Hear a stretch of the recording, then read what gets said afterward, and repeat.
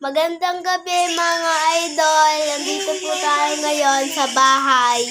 So, ito po yung kwarto namin mga idol. So, may kasama po tayo dito ngayon matulog idol.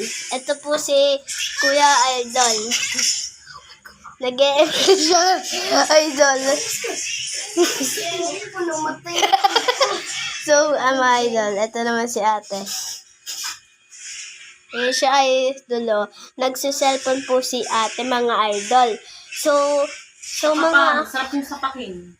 So mga idol, ngayon idol, kakatapos lang po namin idol kumain. Yung ulam po namin kanina mga idol is sabaw ng gulay. Yun po mga idol. Pagkatapos po namin kumain mga idol, matutulog na po kami ngayon kasi si Papa andyan na po mga idol.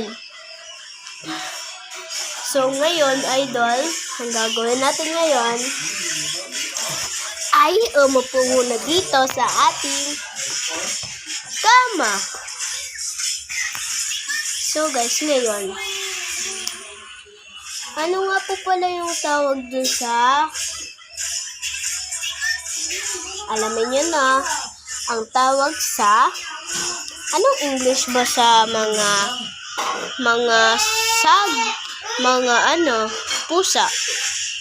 3, 2, 1, 0, ting ting ting. Tamang sagot ay cut. Bye-bye guys! Sana mag-shoutout po kayo kay Rapitulpat, kay Ibana Lawik at kay Ate Butskid, tsaka kay Marusara Horay.